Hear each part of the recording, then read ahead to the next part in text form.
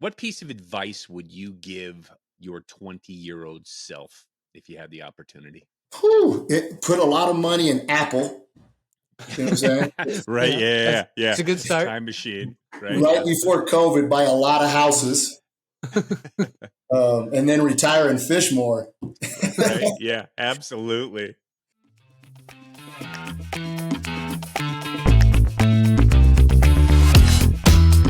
Welcome to Guys Fishing Weekly. We don't just fish, we hug.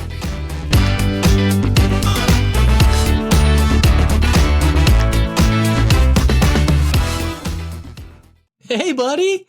What's up, Ed? How are you, dude? I'm doing. How are you doing? Great, man. Great. Yeah, big day today. Big day today. Yeah, I'm jumping right in. Wow. You want to know what I'm celebrating today? I do. Do you want to know, Ed? All of my former colleagues have reported back to work today.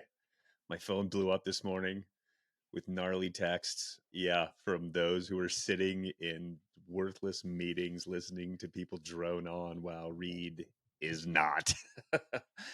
So yeah, dude, Wow. This is the day I would go back to what was formerly my job for the last 25 years, but I'm not there and I'm celebrating because it feels great. This is like the official retirement date.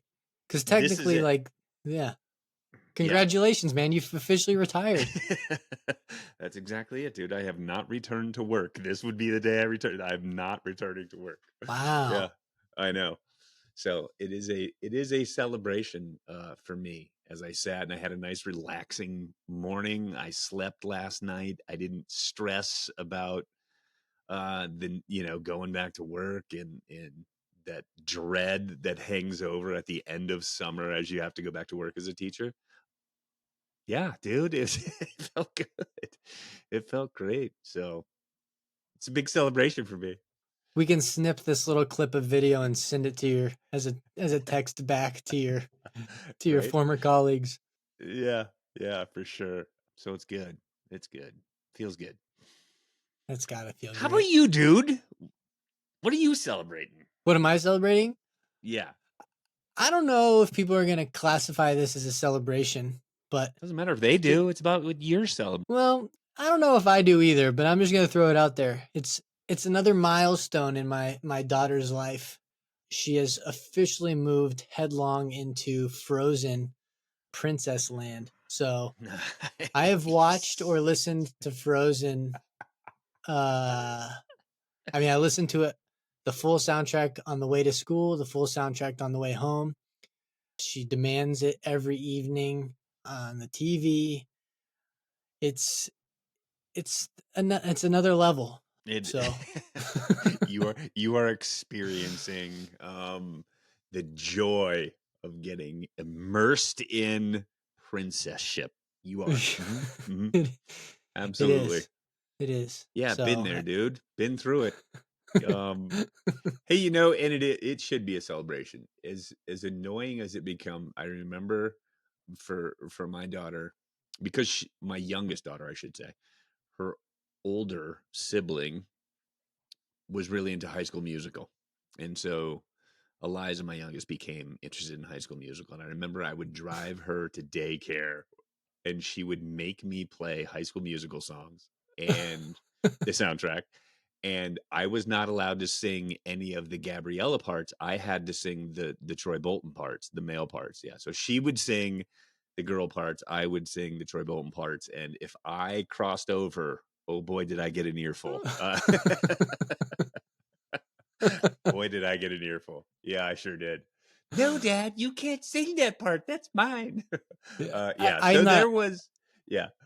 I'm not allowed to sing any of Frozen. I get fully ridiculed. Yeah. I don't want you to sing out loud. Even if I bob my head to it, that's considered singing out loud. So I have to sit in the stoic driver only position. And so nice. Do you ever just mess with her and just like bust out anyway? Oh yeah, I do. And I get send her into a tantrum. Yeah. That's the right as a parent to just F with your kid. Uh-huh. Be like, let's don't forget who's in charge here, Yeah. kid. A little bullying goes a long ways. Cool. That's awesome, dude. That's hilarious. Well, what are you Nice. navigating? I'm navigating time. I've been warned, and it's upon me. My one of my buddies who retired last year. Shout out to my buddy Kersey. He talked to me about one of the things that you learn is a new relationship with time. You've been through it, feeling like you're using your time valuably, right, to those around you for whatever. I have tasks that I achieve each day and around the house, but there are points where I'm already like, ugh, what am I doing? Um, I get lost in, like editing pictures, because that was a new skill I learned. So I'm like, spending massive amounts of time. So that idea of like, what am I doing to be helpful to those around me as my kids are navigating going back to school, going off to school? How can I be helpful to them? How can I be helpful to me and my wife and what we want to achieve? And so, yeah, there's this new relationship with time that has got me in times feeling super productive. And then there's times when I'm feeling pretty lazy, but allowing myself some grace to enjoy those moments, right? Taking some crushing naps out on the patio. So yeah, so I'm definitely navigating time. My suggestion and all that you've said is know that the value in your time is different now. It's not the same as the societal value of go into work, produce, produce some sort of widget and get paid for it. Value to you now gets to be different, and you get to define what that value is. And I think that's the hard part, is reprogramming your mind to realize that I'm providing value to myself or to others differently than I was. I just said a whole lot of mumbo jumbo that probably doesn't make any sense, but I think you have to realize, like, there will be times when you're like, I'm just vacuuming, or I'm just like doing some teensy little tiny thing, and knowing that that is valuable in that moment is important.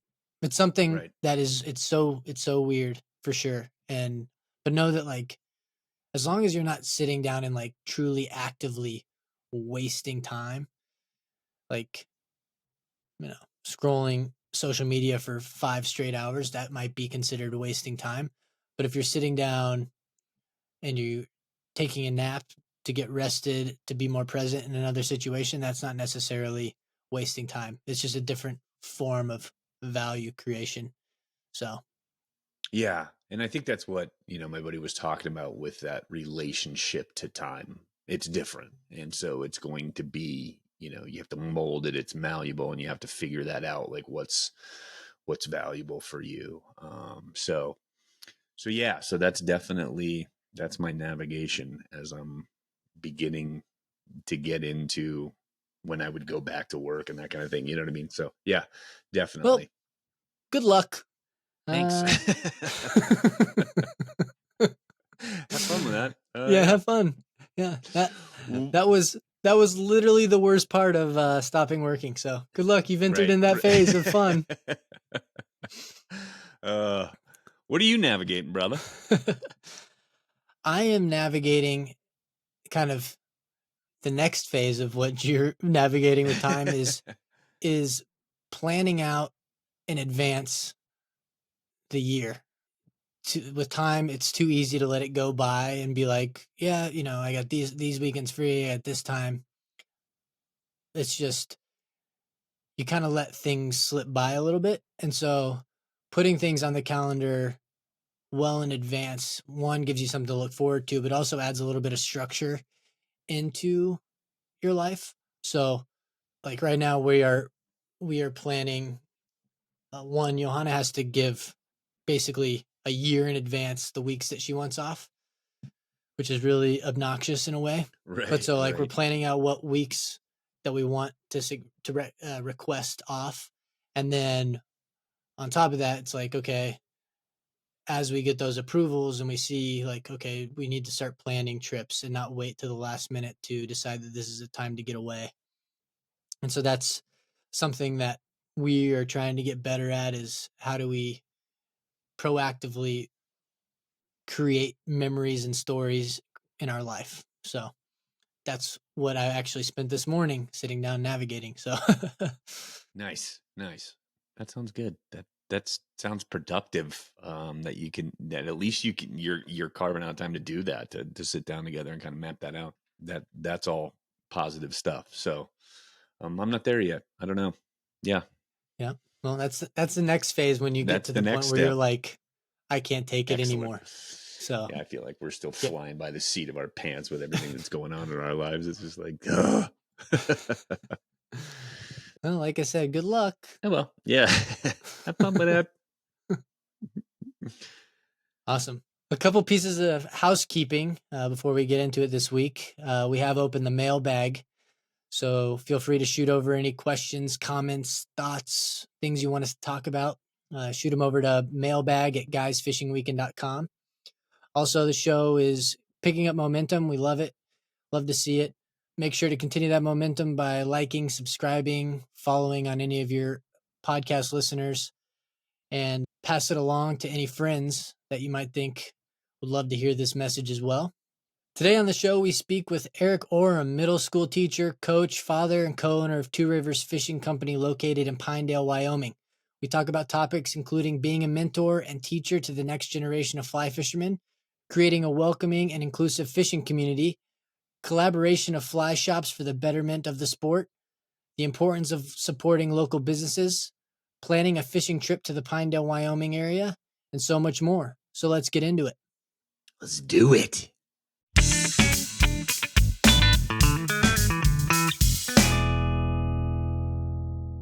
Hey, Eric, how are you? I'm good, guys. I'm doing great. Welcome to the show, brother. Good to have you, man. Yeah, I'm excited to be a part of it and support what you guys are doing in the fishing world. So, yeah, looking forward to the conversation.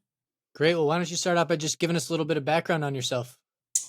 Yeah, I'm Eric Oram. I'm a co-owner of Two Rivers Fishing Company here in Pinedale, Wyoming. We are kind of a little mountain town at the base of the Wind Rivers, pretty high elevation, and kind of have our kind of have two seasons, winter and summer, up here. So our fly shop has been a part of my life for about 18 years. I was a guide for 11 or 12, solely just guiding, and then I became part owner. We're finishing up our 8th year this summer. Yeah, so I've been in Wyoming for quite a while. Lived in Cody, Wyoming for most of my high school, and went up to Montana for a little bit, played some college basketball up in Great Falls, and then kind of circled back to Pinedale with a teaching job. I'm a high school teacher here and coached basketball and track for a long time. Now I'm at the middle school. And trying to be the best dad and husband I can be. I got 3 kids, 12, 9, and 7. Just trying to juggle it all. But yeah, I try to do the best I can every day with all of those different hats that I wear. But at the end of the day, I think being a great father and a husband is the top priority in my life every day. And so, and I get to make a little bit of money teaching kids and teaching people how to fish. So it's not too bad. Right on. That's awesome. Yeah, I am just, as you know, finishing up my teaching career, so that's pretty awesome that we ended up connecting and talking Absolutely. about a little. Yeah, we talked a little bit about the teacher thing and the background of having that. So that was pretty cool that you're doing that. How did you get into, okay, so yeah, you're like teaching, you're doing that thing. And so how did fishing come into your life in terms of getting into it? Man, when we were living in Cody, Wyoming, my dad would go fishing every once in a while and take us when we were camping. You know, typical dad taking his son fishing. And started off with lures and bait and, cans of worm and whatever, and just that excitement of the rod bending and reeling it in, and I kind of have that addictive personality. Like I'm all in. I'm not going to do it unless I can try to go all in on something, and so I kind of got addicted to it. Fly fishing was part of kind of a transition from that style of fishing. As I went to college, I had a roommate. His name's Kyle Bacco. He's an Umpqua fly tire. Just got highlighted for their 2025 fly releases. So shout out to Bacco. But Nice. he was my roommate, and he knew how to really fish, and I thought I knew how to fish. And he took me to a whole nother level. He taught me how to tie flies, and like he was the man. So I still to this day we are dear friends and hang out all the time when we get a chance. But he showed me a whole nother side of angling, and that was kind of that fly fishing world and the bugs and tying, and man, my head just like blew up. I was like, this is amazing, this is so cool and fun. And so I was probably 17, 18 years old when that started to happen, and just it's been a part of my life ever since. And then transitioning into a little bit of guiding as a teacher in the summer, because most teachers are pretty broke. We know that when we go into the profession, but We don't do yeah, it for as the I'm just money, that's for yeah, sure. trying to hustle a little money for the family, and kind of get my roots started in life. So I started guiding and guiding a little more, and then one thing led to another. So yeah, that's kind of how fishing. My dad introduced me, and I had some really good mentors along the way. Fantastic. It's interesting that you say mentorship and you bring up your roommate. I think it's something we talk about a lot, of just the need to almost have somebody show you the ropes in a way. It's hard to just go out blind and cold turkey just start fishing on your own. It's possible, but it's definitely important to have people show you the ropes. And speak a little bit about, I know you already talked about your roommate, but just those people in your life that got you into fishing and how helpful that was.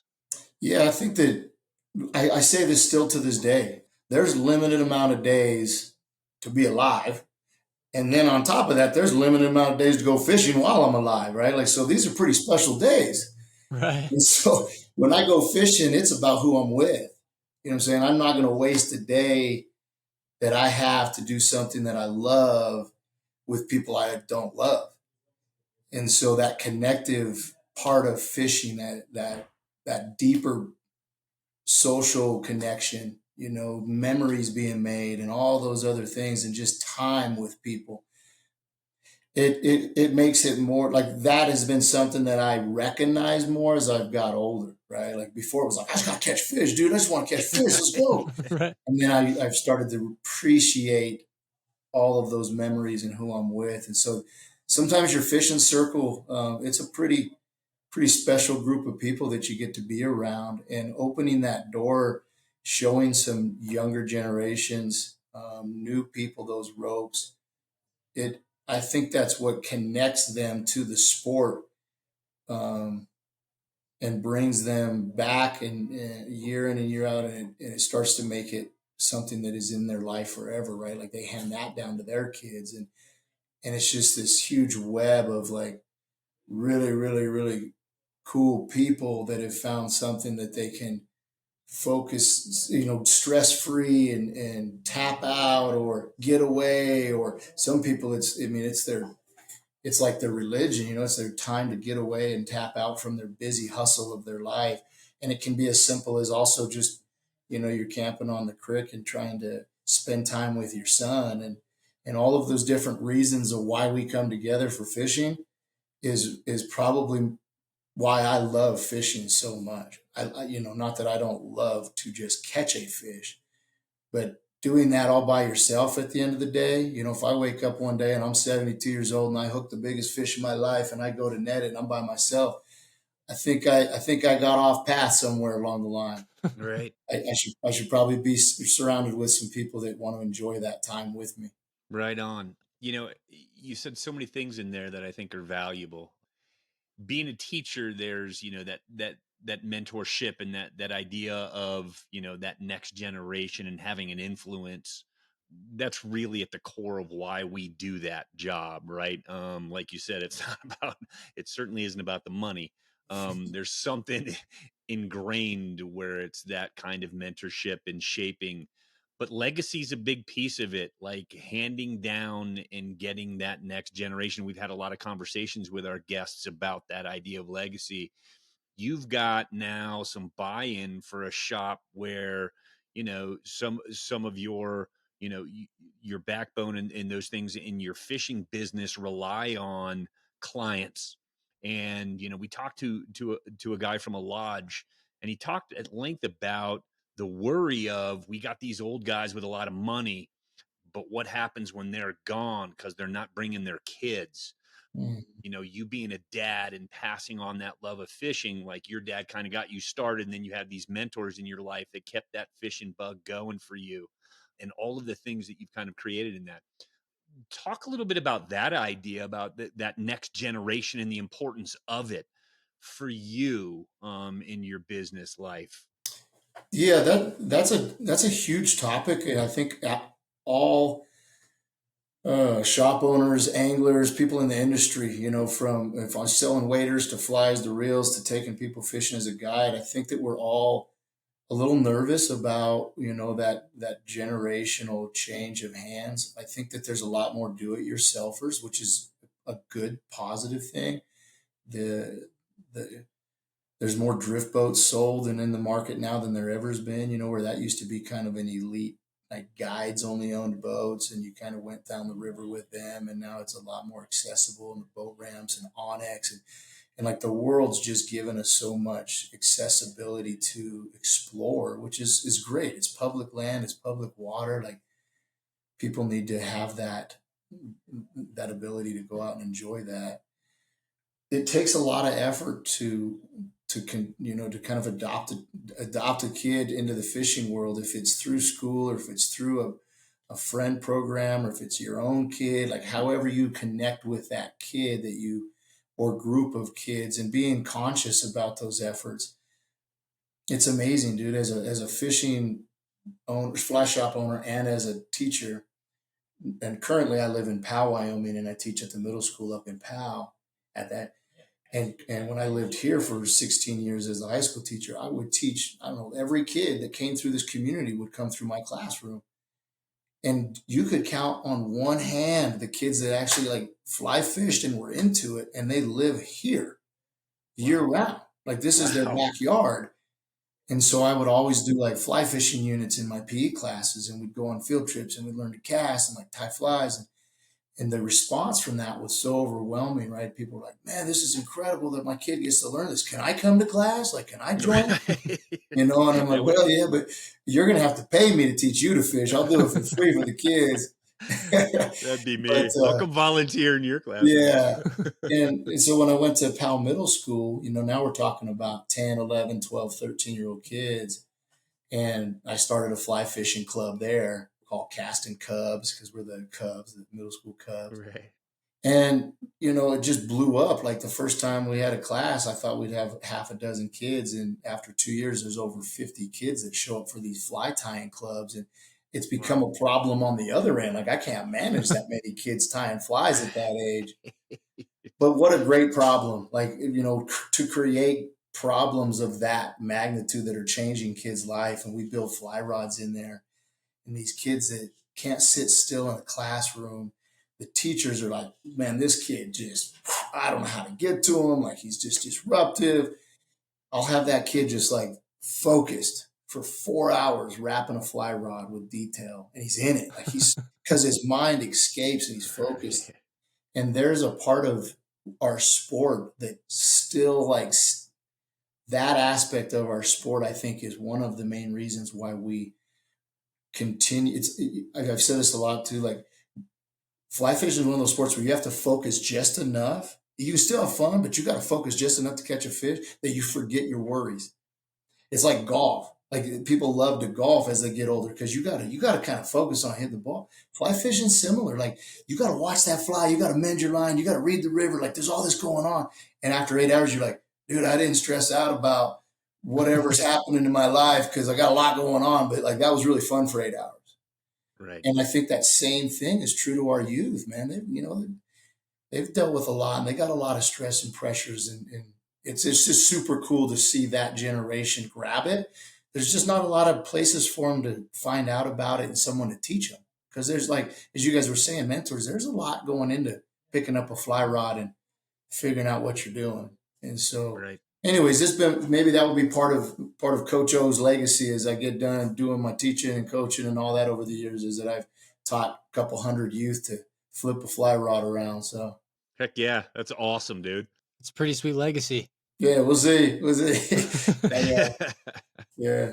I'm sure there's lots of people in the industry that'll be grateful for you introducing so many people to the sport, because I know it's something that I think the industry is nervous about, and how we can keep the sport growing and keep conservation groups growing when people, may not care about it because they're not doing it and stuff like that. So you're doing some good work with all that. Yeah. Well, I think we all see the purpose, and there's needs for it, and trying to find your little piece of pie that you can make a difference in. Sometimes is that niche. Sometimes you just grind and you don't realize the impact you're having, but hopefully that niche of effort pays off, and makes a difference in Right. people's lives. Right. You have kids. Have your own kids taken kind of to fishing with you? Do you have that kind of time with your own kids in the fishing realm? Because my three never well, they haven't they haven't yet. Um Yeah, you know what I mean? But yeah, I'm yeah, out here in the suburbs, and yeah, so but I'm always curious, like, because that kind of like dad time. Like I had somebody else totally teaching me. My dad didn't do a lot of fishing. He taught me a little bit about casting a fly rod, but I had a real different kind of experience with that. So, do yeah. your own kids, do you have that? Are they into it? Do they love it? You know, yes and no. When they're so involved in sports that Yeah. as they're getting a touch older, the travel basketball and soccer and baseball, football, like these. Hmm. So life's busy with that, and those are all great things, right? Like to find a weekend to go is tough, and they know how to fly fish a little bit. I think my son that's 12 now. He was a pretty good little rod when he was like 6, but he also didn't have all these sports. And Right. so I'd take him down the river, and he'd be like, I think he's kind of in it, and he'd be twitching a little hopper around the bushes, and I'm like rowing the boat, like, yeah, dude, he's a stud. And he was probably better then than he is now because Yeah, he's right. so busy. Right. But when I first started that fly fishing club, one of the coolest things was, here's my son that's a third grader and my son that's a first grader at that time. And it's like the first fly tying club. And you got all these seventh and eighth graders, and they don't know my kids, at this point, there's first club. And they're trying to whip finish their fly, which is just like super difficult sometimes. And my little first grader Rowan, he's just like going around as my teaching assistant. He's just like, I'll help you. I'll help you. And he's like, I don't know why you guys can't figure this out. And he's giving them the business. He's walking around like he's the big dog. And we're on the way home driving, and Rowan's like, I don't know why those guys aren't better at tying, but it's not that difficult, Dad. You probably need to just keep practicing. And I'm like, all right, like you got to keep coming and help me out. But so they're pretty good at tying. We sit down Yeah. and tie quite a bit because that's kind of calm. Yeah. Before bed, sit down, tie a fly or two, and they see Dad doing it, and they want to hang out with Dad, and so it's a great little thing that we can do together. But actually getting out and fishing, That's awesome. I have to convince my kids to go fishing with me that I'll like stop at Albertsons and let them get a candy bar and a root beer and maybe some fried chicken. And then they're like, all right, Uh-huh. that sounds pretty cool. I'll go. Yeah. Bribe them. Yeah. Go, I yeah. got to bribe. It's No not doubt. cool enough to just go fishing with me. We got to have good snacks. Right on. Yeah, I have a daughter who's competitive. She's in her senior year of high school, my youngest, and she plays competitive softball. So I feel you paying on the travel teams and all the money. I'm Uh, like, she's got one more year and then I'm gonna get a raise. So yeah. And of course she's hoping to go play in college, so it's good. But I understand the busyness that takes, and it, yeah. like you say, it's a good thing. She's learning some great lessons through it and all that kind of stuff. But yeah, I am whenever I get the time to go fish, I'm happy to get away from all that busyness and chaos too. So it's good. Right That's on. awesome. Well, I know that you and Reid had a conversation just about the community and the culture on the water, and how it's something that you're really interested in and helping improve. I don't know if you want to take a minute to speak on that, what you're thinking there, but it's something that resonates a lot with us, and just making this, going back to kind of the future of the sport. It's just something that we believe the sport can do a lot more to help make it much more welcoming. And there's oftentimes you go into, a fly shop or fishing establishment, and then you just get no attention unless you open your pocketbook, or well, really that's probably the only way to get attention. But the the point just being, like, how do you make it more welcoming to get people into the sport and on the water?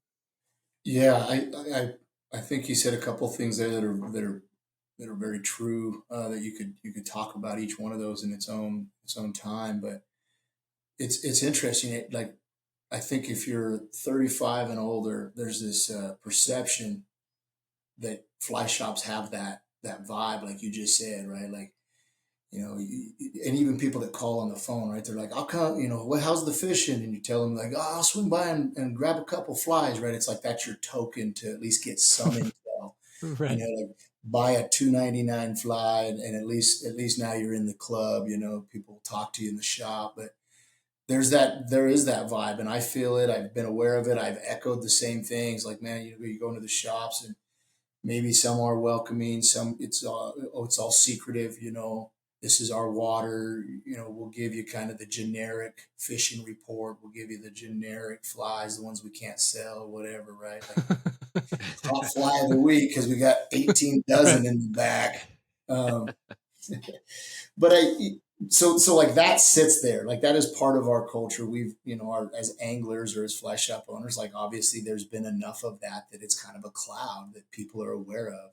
Breaking that, changing that, like that's a daily struggle. That's based on everybody in your business, all the way down to the person who comes in and opens the doors, making coffee, and ringing people up, to your guides who represent you on the water, to ownership, to podcast. Like, all of us together try to slowly change how welcoming we are to people new to the sport. I think the women getting into our sport is a huge growth area. And a lot of times they can be very, they feel that probably even more than we do as men. And that's something that has to and is changing, but it's a newer part of our sport. Women coming in, these big groups of women coming into a fly shop and wanting to be treated with the same respect, and their ability to fish and their skills sometimes are far superior to ours. But that's a new chapter in the world of fly fishing that I think is awesome, and super positive. So I think just having that open mind and being willing to help everybody that that wants to enjoy the same thing that you are so passionate about, that is so special to you. Don't bottle it up and keep it a secret. There's public water that you can always share. And this old school mentality that this is the last best place, like, there's no secrets anymore. Google and Onyx was going to tell you everything you need to know. You know, the good old days of great grandpa telling you to fish, a certain spot, and he's the only one that ever found that hole. Those days are gone. And so that is a hard mindset shift, to see the people come, to see the traffic be there when they used to not be there in such big crowds. But we have to get to a point where we can fellowship each other, be respectful to each other, and make each other's day better when we see each other fishing. Because if you come into it and you still are frustrated about the growth or frustrated about the change, you run into some of those anglers, and it's a cold look. It's a cold conversation. Sometimes even worse than that. It can be a negative thing said or a comment made. And I think I really started to embrace community and making that one of my, like, I want to help change the Wyoming angling community one owner at a time. I want to reach out to more and more owners. I've started in Cody and the Casper market. We're like, we don't even know each other as owners, right? We should have a friendship. We should be able to send clients back and forth, at least start at that level and let it trickle down. Our guides don't know each other. If one of their guides from the Ugly Bug or North Platte came over and started fishing our water, would I know him if he walked into the store? No, but I want to get to know him, and I should.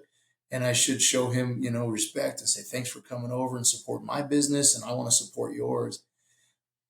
There's a huge piece to that is some people are trying to fix it, and I really applaud them. Fly Lords came through our shop 2 years ago and did a small fly shop recognition, and they talked a lot about culture and how all these little shops are kind of like the last piece of our like origin, like these small shops with you can go in and kind of talk the talk and the shop talk, and there's flies, and like in most places in the world you can get anything in a fly shop on Amazon, but you can't get the personal connection to the community. That's the only reason you come into a fly shop, because you can get them waders cheaper.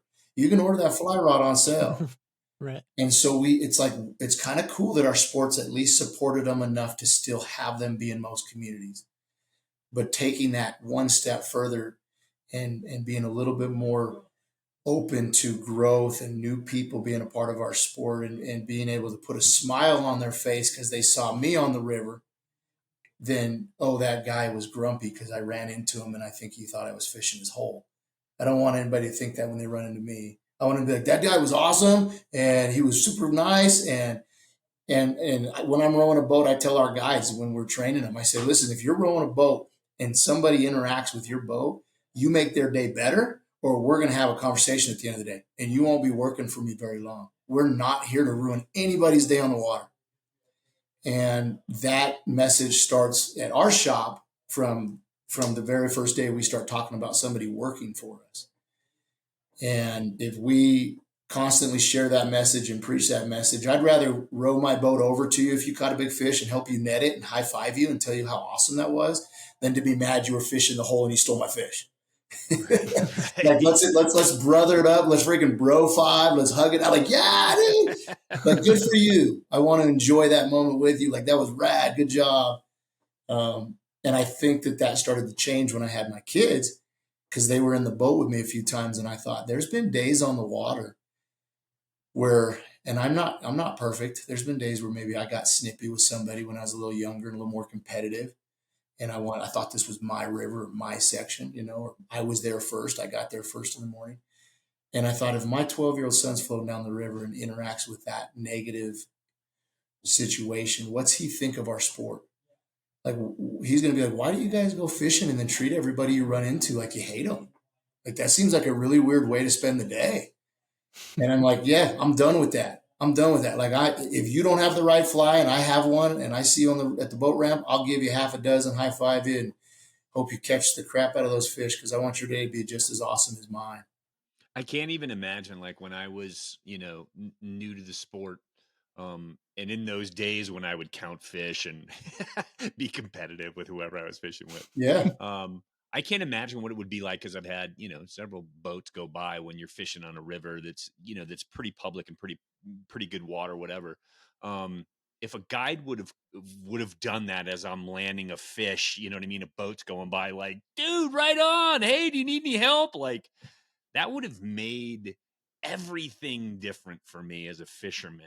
You know what I mean? At an earlier age. Mm-hmm. And you talk about that idea of, like, you develop as a fisherman. Like, I'm not about what I used to be about in fishing. I got into it and it was about something else for me. And now it's completely different. And a lot of it has to do with that idea of, you think about those ways, you think about your own kids and how you show up, right? And I think that's that's such good messaging and philosophy that you have at your shop, and talking to your guides about that stuff, because it really does make a huge difference. If you got some guy who's sort of a noob to it and doesn't really know what they're doing, a guide going by in a boat saying, hell yeah, dude, good luck, man, keep going, you're doing great. Just that kind of encouragement when you were a fisherman and didn't have a clue what you were doing, that's everything, dude. That's everything. Yeah. So that's really awesome. I love that philosophy and that idea that you're pushing. Do you find you're in a pretty small community up there? Like, Pinedale's not huge. Are you finding that outreach to other communities, like you said, you're in Cody and Casper and those kinds of things, are people welcoming that? Do you feel that there's maybe that it is changing and it is shifting in the direction that you just talked about, like in a positive way? Are they open to that?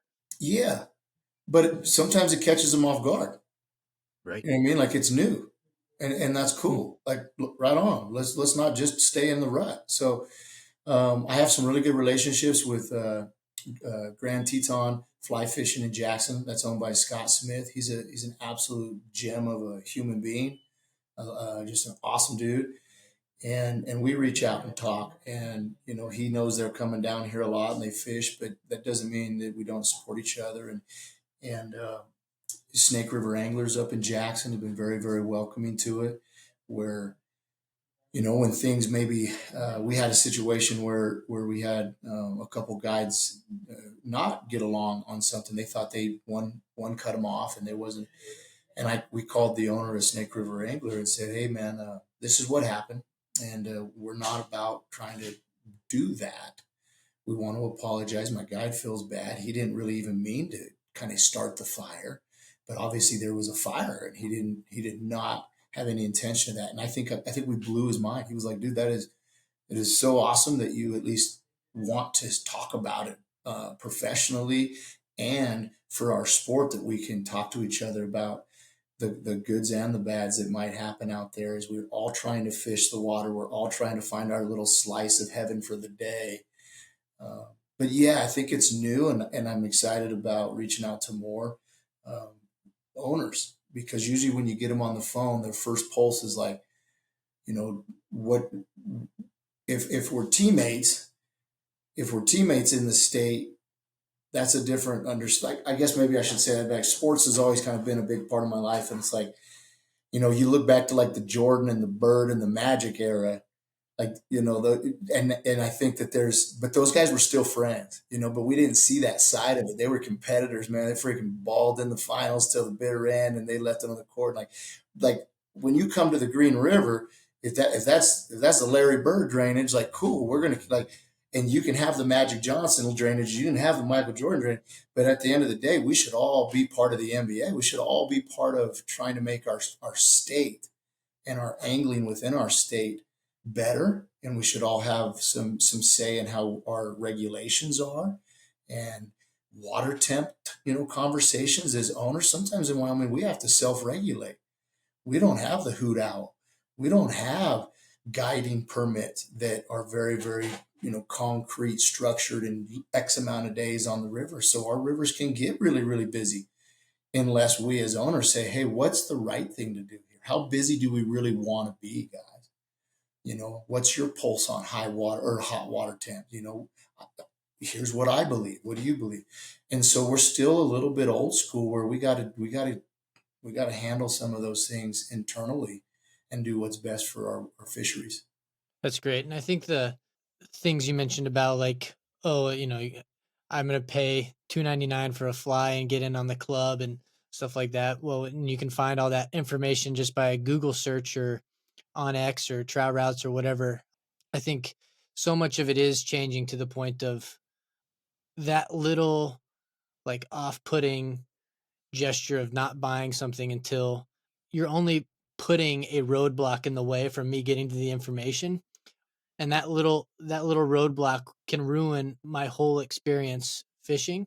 Even if I'm somebody who's dead set, loves fly fishing, I've been in it for a long time, like it's so easy to just sink a relationship. And I assume it's the same way out on the water. I think a lot of guides probably think to themselves like, oh, I got to be the best guide, and by being the best guide, I got to defend this water, I got to protect my holes and this, that, and the other, when the person fishing with you really could probably care less about how good of a guide you are. It's more about the way they feel when they're on the water, and they don't want to be stuck in between some sort of bad feeling situation with you arguing with another boat and getting upset. Like that is just another example of ruining that person's fishing experience. And so thinking more about how the person fishing with you or how the person getting into your shop feels is such an important aspect to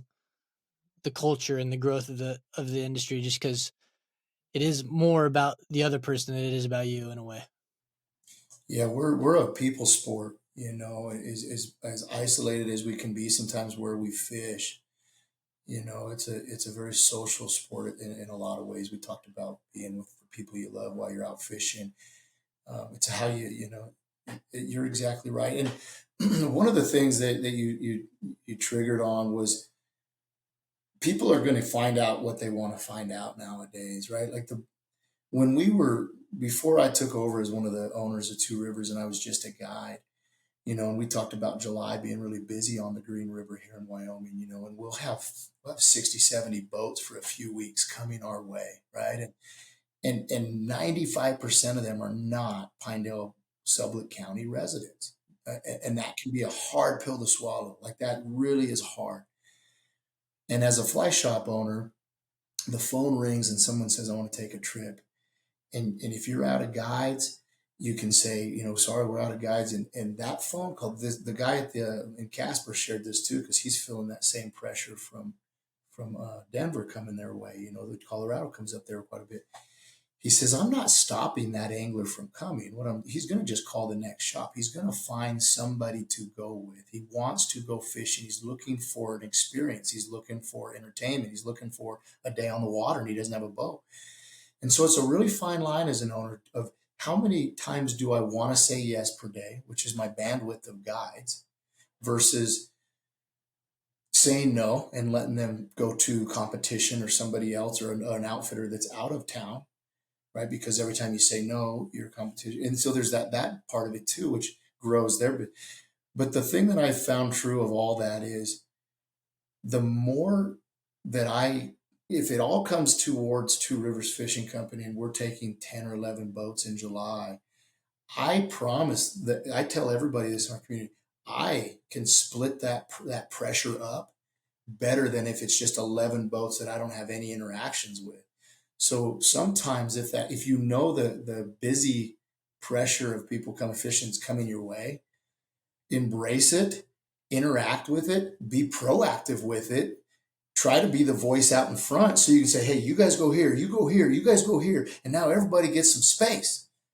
And that is what we've seen as we've grown. We used to be a little tiny shop that had 2 or 3 guides topped. And as we've grown to where we're trying to be more of the shop experts on the local water where people can come to us, it's given us, power is the wrong word. I don't want to say that, but it's given us the ability to actually spread out the traffic more efficiently, right? It's like, hey, I already got a guide on that. So if my next guide comes in, it's like, no, don't go there. We already got a guide there. Don't go jump on top of him. You go somewhere else. Okay, cool. Now we've done a good job managing our water and not overpressuring it. So That's great. Yeah. That's interesting stuff. That's not something that I would ever think of. And that's really a good point about managing the water and keeping, the pressure almost normalized or equalized right around. yeah, So trying to yeah, spread it out. right. That's great. That's awesome. Well, I think the goodwill that you can build with other, you know, fly shops, cities, whatever, by saying like, hey, we don't have anything here, but hey, over in, Casper or Jackson or Cody or whatever, like take a trip here. These guys are great. Like Reid and I talk about like how can we remove the friction to fishing so much, um, and just building a community and the friction that creates. But how can you remove the friction from somebody in Denver looking to come fish in Wyoming? It's already a long enough drive, Yeah. to just come up there and do it in the first place. Like if you can show them the information and say, look, I can't take you here. I'd love to have you here at some point. Let's get some on the schedule for next year or later in the, whatever. But hey, while you have this weekend, going up and looking at Cody, Du Bois, uh, Jackson, these are great fisheries too. And the goodwill that you would build and the community would strengthen and those calls would come back your way and all that stuff is just, I got to imagine that it just turns into a snowball that keeps rolling and rolling and rolling. Yeah, and it's something that as a younger owner I wasn't as good at, and I'm still struggling to be better at it. It is on my like to do list for the mission. Like the vision of Two Rivers is to get better at that. And when somebody else calls, there was a gentleman that called earlier this year and gave us a trip. And he probably could have taken that trip, but he said he was busy and he knew we would take care of his client, and he sent him our way. Right, and just that one token of like, I'm going to help support you guys. Like as an owner, I'm talking about it on the podcast. Like that was one trip out of how many hundreds of trips we get, but it was how that trip came, and it was the reason that it came. It was the support from one shop to the next. That like that is amazing, and I was so grateful. I was like, man, I really, really, really, like, to the bottom of my heart, I appreciate the friendship and support in our community of fishermen and guides and outfitters. And it's going back to the Jordan Bird magic. Like I'd rather send a trip to somebody that I know and trust in my own community that's also living in the same struggle of Wyoming and the small town and the small window of fishing. If I'm too full, I'd rather send that trip to my competition, because I know who they are and I trust them, and I know they'll do a good job for that client. And sometimes that client is so appreciative, even though they didn't go with Two Rivers, that I even connected the dot. Like it's not about me making the $50 as an owner on you taking a boat with me that day. It's about how you felt I treated you, so you come back and you talk highly of us as a company. And at the end of the day, highly of us as owners. That's a reflection of who we are as people. So we try to do better at that. I wasn't as good when I was competitive. It was more like, small mind. But now I see the bigger picture. What's it going to look like in 20 years? And I want that to be a bigger tree with more roots and connecting people. That's awesome.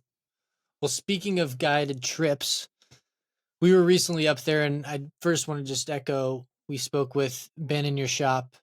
Awesome, awesome kid. Got us on some great water and showed us the ropes, came right up to us and asked how we were doing. So shout out to him, and highly recommend checking out your shop in the first place. But beyond that, let's live plan our trip coming in person. Let's say we're coming up there for 4 days, 3 nights. Where are we fishing? Where are we staying? Where are we eating? Start with the food. Let's just Yeah, go food. backwards. I Yeah. love it. Yeah, start with the Everybody grill. picks everybody picks a different starting point, and I Man, appreciate the oh, I starting with haven't had food. lunch yet. Let's talk about that food. um, you know, the restaurants in Pinedale, honestly, are pretty small. I was listening to the Du Bois podcast, and he's like, "You stay in town a week, you're going to hit them all." It's probably how we are.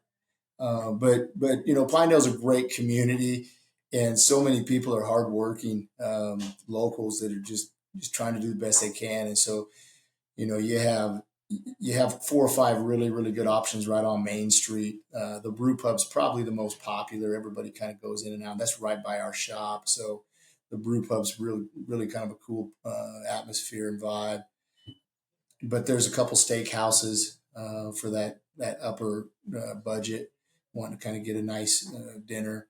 Then there's a couple Mexican restaurants that are really, really good. Those people are both of them. They come from the same family, and they've kind of done 2 different paths there, but they're awesome. The kids go to school here. The kids work at the restaurant. I mean, it's one of those family businesses. So support them as much as I can, and same with the Chinese restaurant in town. I mean, I taught their kids and coached them in track, and so it's fun to go into those restaurants and support them.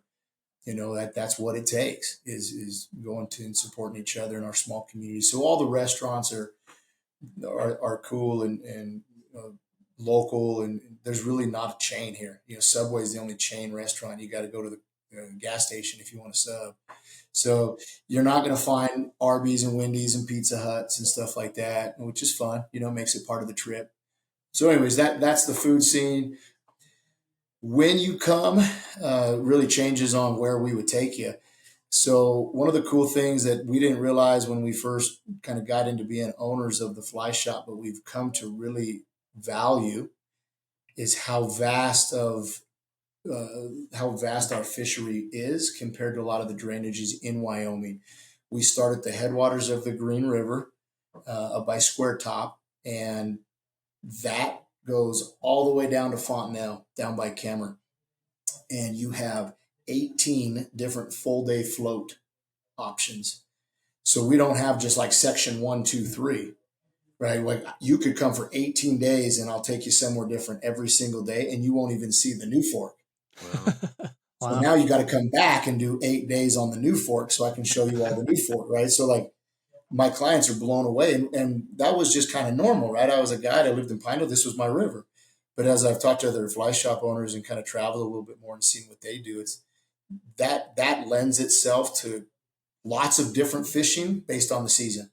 High water, low water, hoppers, dry flies, streamers, you want to throw foam. The structure within that same drainage of the green, based on we turn left or right, changes our whole day.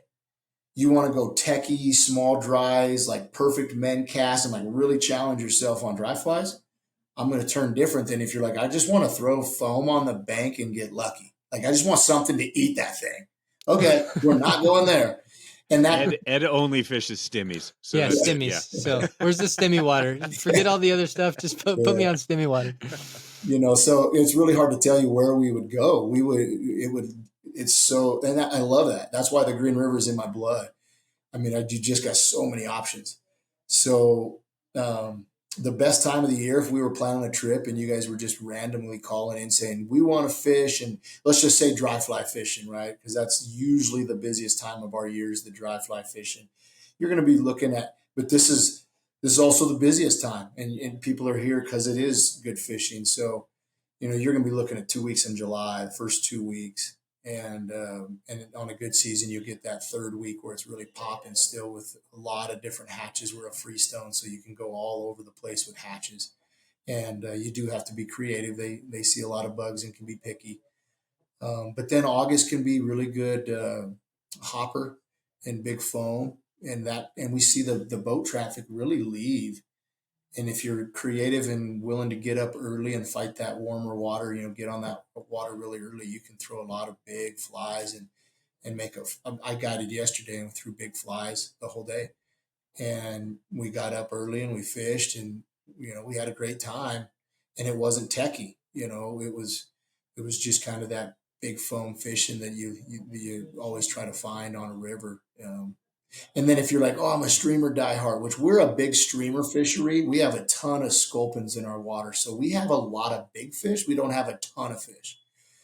So we're about quality, not quantity. And we have to tell people that on our fishery. Like if you want that rod bent all day long, you're probably better off going to the Platte, going, somewhere where they have 5,000-6,000 fish a mile.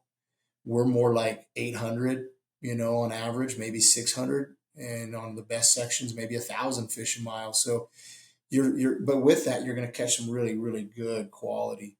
But they get big because of our sculpins and they're in the water year round. And we have a ton of brown trout here. We're probably 80% populated by browns.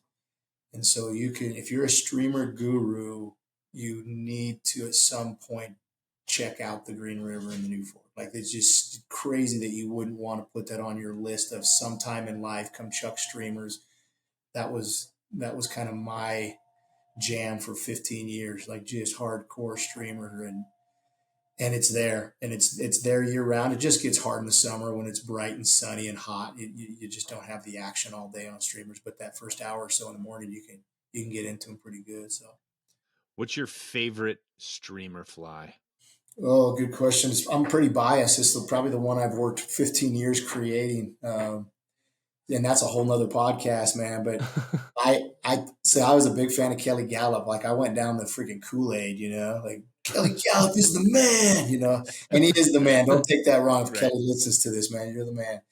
And Kelly sent me some flies before they hit the market one year. And I thought that was cool. And it was the barely legal before it even came out, and but then I kind of took Kelly Gallup. I like to try new things. So I took Kelly Gallup's idea of sinking lines and weightless flies.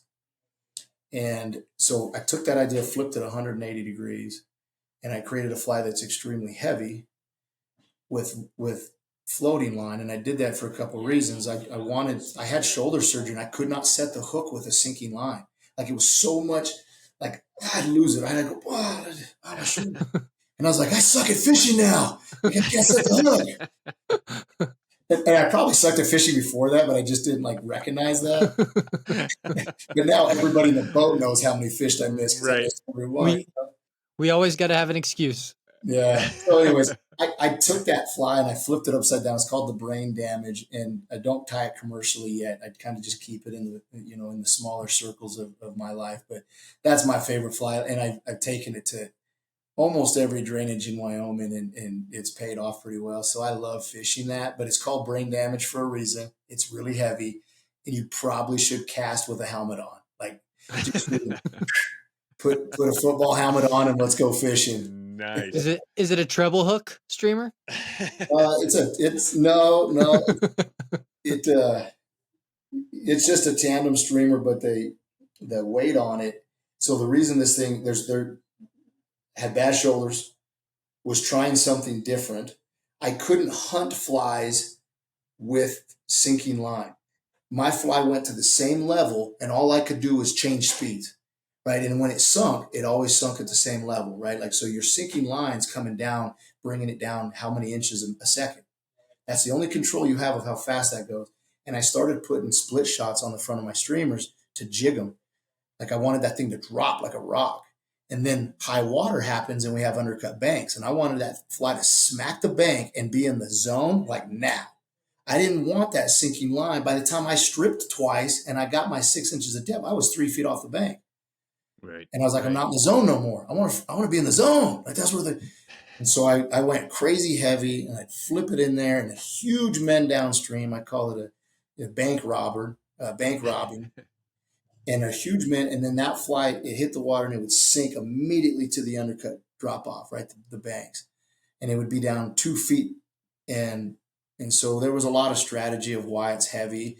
It's not a shallow water fly, but during certain times of the year, that thing's pretty fun to fish. But it's a totally different strategy. One of these days, me and Kelly Gallup are going to float the river and argue about this forever. Floating line versus sinking line. That's awesome. I'd love to be on that boat. Yeah. From a streamer guy, I love fishing streamers, probably the most out of our group. And so that sounds amazing. Maybe you could send me one of those brain damage flies. Yeah. I'd love that thing, dude. But yeah, that's good. Fun to fish. That's awesome. Well, let's hop into the segment we call the GFW hot seat. You up for it? Let's roll. Hot seat. Do I have a shot clock? Is that NBA shot clock? No shot clock. No, we're not. Self-imposed shot clock. All right, let's roll. Welcome to the GFW Hot Seat, where the name of the game is to answer the questions. And the prizes are... Wait, who said we have prizes?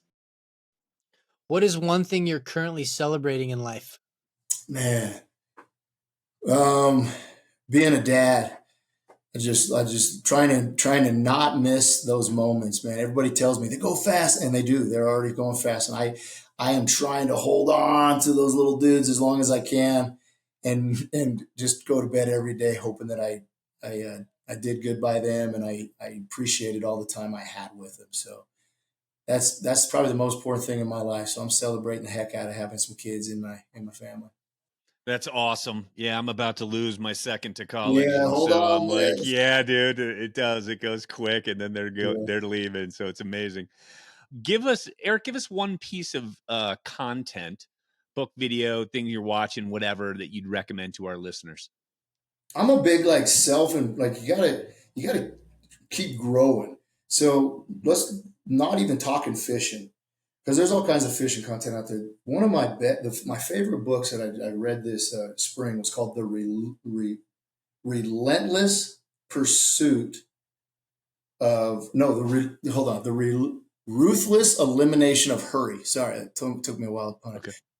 And that book is game changer. So you guys got to read that, and then hit me with a text when you get done. It's not a real long read. The Ruthless Elimination of Hurry.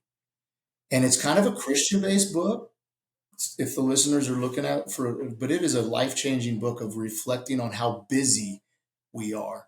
It just makes you go, holy cow. Like, he's talking to me directly. Like, I gotta do better. I gotta slow down. I gotta think about things differently so I don't get so worked up about the busy. Right. So yeah, that was a game changer, man. That book is an awesome read. Good. Yeah, we're all about that. That kind of ever looking at growth and trying to get better as human beings and dads and husbands and friends and all that stuff. So yeah, that's good. That's a good recommendation. What is your favorite fishing memory? You know, there's some with my dad for sure, and those are hard to pinpoint. Just little. They're not like full day trips. They're just little moments that happen. The silly stuff. Like we were fishing with my dad and my cousin, and we were doing the flow tubes when those were real popular. And he fell in and soaked himself, and we teased him all day and called him Soggy Butt. Hey, Soggy Butt, and he was just, it's just, I don't know why I remember that. I was like 9, but it was funny. It was awesome. I took one of my friends that played football, Division I football. So he's a good athlete, 6'2", he's a stud, like, wide receiver. And I took him fishing and put him in a float tube. And funny memory, I guess he didn't know how to use flippers and a kick boat. Like I told him, just kick your feet, dude. We're going to the other side of the river or the lake. And I think he did about 5,000 spin moves before he just kind of gave up and his legs were cramping. Like that wasn't a good fishing day. He didn't catch anything. But we laughed that he was like so non-athletic about it. Like we just had a great time. And he's over there cramping up and he's like, take these flippers off, man. I don't.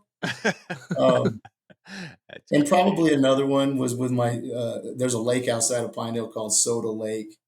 And there's some big browns and brookies in there. And I hooked the fish, right? Like typical dad sets the hook, hands the rod to the kids like, all right, dude, like you got this. And my son, who was probably 4 at the time, he's just reeling, like just go, but he's doing it backwards. Just, and I'm trying, like, dude, that's backwards. And he's yelling at the fish, I got you, fishy. I got you, fishy.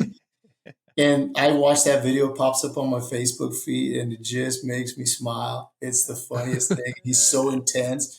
And that fish was not in trouble. That my son was not reeling him in at all.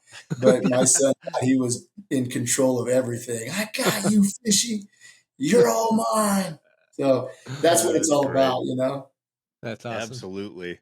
What piece of advice would you give your 20-year-old self if you had the opportunity? It put a lot of money in Apple. You know what I'm saying?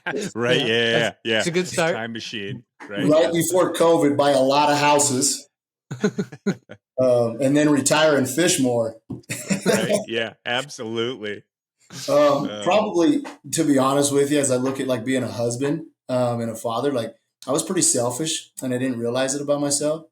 And I'd probably be less you and more about others. It took me a while to kind of get slapped in the face a few times and have relationships not go as smooth as I was hoping they'd be and be like, what's going on here? And a lot of it was just being a little bit more selfless. So yeah, probably less you, more them. Nice. It's awesome. What is your definition of community? Oh man, that I always go back as a coach. I look at this a lot. And PJ Fleck is one of my favorite podcast guys. He's an awesome coach, but I think he says that community is bringing people together to make a positive impact. And that can happen, at the dinner table with your family. That can happen at a fly shop, and that can happen town-wide. But I think we got to make efforts to make a positive impact and rally people together for whatever the cause. And being intentional about it starts to build community, make people feel like they're involved. Being greeted with a handshake or a high five when you're around others makes you feel part of it. And so I think that we all have to do our effort. You guys talked earlier about kind of this, father men trying to connect to other men in our community and having outlets and having places to go to be supported. And I think that we really struggle in our society to do that for men. And community events, fly fishing is a great vehicle to bring people together. But just realizing that the world is hard for all of us, and we all kind of put our hats on and act like we're okay. but most of us aren't. Most of us need to be real. And when people are real and genuine, that's usually when I get sparked up and the community starts to really feel like family.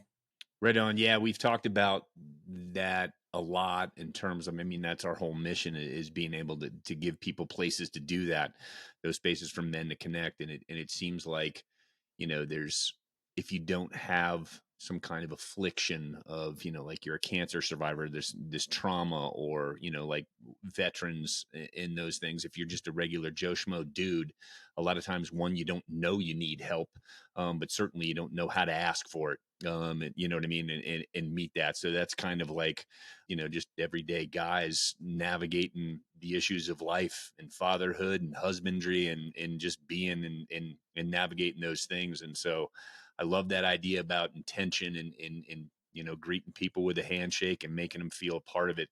That's a big deal for us. So that's awesome definition of community. So our last segment here is what we call the conversation between guests. And so we have a question from prior guest, which was Colton Gresser at the Degenerate Fish Hippies. And his question for you is, what is your definition of a trophy fish? Man, let me think. Give me 2 seconds here. Trophy fish was the last fish I caught. How about Nice. that? Nice. I did not. Because I have clients sometimes, they got this. It's gotta be, is it 20? Is it, I don't know. It's 19 3/4. You still have to, and I always tease them. I'm like, we all have our definitions. I could probably give you my bucket list fish, but if I can't catch the little ones and still have some fun, I probably need to do a gut check before I walk out the door in the morning, because it's still good. It's still fun. So yeah, I'm gonna go with that answer. I love that. That was a good one. That was a good one. Yeah, I did not see that coming. Yeah. So what is your question for our next future guest? All right, I'm going to get you 2, because the first one's easy. But it's debatable. Okay. All right, Jordan or LeBron? Okay, we need to know. Jordan. Okay, I'm a basketball guy. That's a no-brainer for me. Me too. I had Coach Ben Howland with me. He was a UCLA coach for about 12 years. Coached Kevin Love and Westbrook and all those guys. Yeah. And UCLA was really good. And I finally got to get in a boat with him this year. He's been coming with us for a year. And we got in the parking lot, and I looked at Coach. And, here I am, the middle school basketball coach, and I'm being a big dog. Hey, what's up, Coach? He said, what's up? I said, we got to figure out how this day is going to go, man. He's like, okay. And I was like, Jordan or LeBron? He's like, Jordan. I was like, done. I was like, yeah. I was like, we're going to have a good day. I'm so glad you did. So you got it. That's the first question. Second one, I like that. If you had one fly for the rest of your life, one, and maybe we could say no stimmies allowed. No, we can't. No. Yes, you have to put that on. Ed's not allowed to pick stimmies. Yeah. No. One fly, you don't eat dinner if you can't catch a fish. One fly, what are you going with, man? I don't know. I got to try one of your brain damage flies, and then I'll let you know. That's a good one, though. That's a great question. We haven't had that one yet. That's good. Okay, I'm glad. I want a new one, so I'm glad you guys haven't had that one. Yeah, I imagine that's one fly for the rest of your life. What are you picking? That tells a lot about a person. Yeah, probably a lot about a fisherman. Amen. Yeah, we could get some good insight into people. Absolutely. That question. Yeah, that conversation can get deep. Maybe that question becomes part of our hot seat questions. Maybe. Yeah. Well, I don't want to know what Stimmy being the choice says about me. So let's keep those comments to ourselves. It's nothing but good, man. Nothing but good. Okay. That's like the old school throwback, that tells you a lot. You ain't, you don't need the new flash. You just give me some old school good vibes and we're good. I buy $20 or $30 of flies every time I go into a fly shop, and I never use any of them because they're always. I just go back to the old faithful. Yeah, I got to plug in here, so I had to move seats. Yeah, got to go with the old faithful for sure. I like it. Too many people throw the old ones out like they're no good anymore. You got to dust them off, man. They still got some life in them, baby. Retro, baby. It's like vinyl records. Yeah. This has been a phenomenal conversation with you. It really has been. You're an amazing dude. Love what you're doing. Let our listeners know where they can find you and where they can get in touch with you. Yeah, the probably the easiest is just tworiversfishing.com. Our phone numbers there. Nobody's probably writing it down at this point, but just hit us up on the internet if you're just looking for some intel, fishing reports. We have an Instagram and a Facebook, and then obviously if you're coming through town, just stopping at the shop. We have we're accessible. My cell phone's accessible. My email's accessible. Like I don't ever want to lose touch of being accessible to anybody that's looking to come fishing with our company and giving them a chance to see what our brand's all about. But yeah, my email is Eric, ERIC, at tworiversfishing.com. And anybody that's looking to come up and fish, maybe the podcast, we can get together and do some kind of a promotional thing if people come our direction, because I think that's a win-win for both of us, and if listeners can be a part of that, now it's a win-win-win. So I'd love to connect with you guys even more down the road. You guys are doing some really cool stuff. Excellent. We appreciate that. Yeah, I appreciate you guys reaching out to us. This has been awesome, Eric. Oh, cool. There's more to talk. We'll have to have like a streamer session one of these days, and I can geek out, man. I can go Yes. down, I can go down the rabbit hole. So We can have it back, and I'll just sit here like this. you should bring your vice and just tie up some stimmies, man. Yeah, stimmies while you got. No, this was good. awesome, and we're really glad we came across each other's path, and we can't wait to keep working together and see where this all takes us. Yeah. Next summer, you two in the boat, and I'm rowing, so we'll go hang out. We're in. Sounds great. Yeah, right on, man. Well, thanks, dudes. Thanks. Absolutely. Talk soon. Man, I cannot wait to get on the water with Eric. What a great conversation we had. He is such a vibrant dude. What a fun guy. Lots of laughs.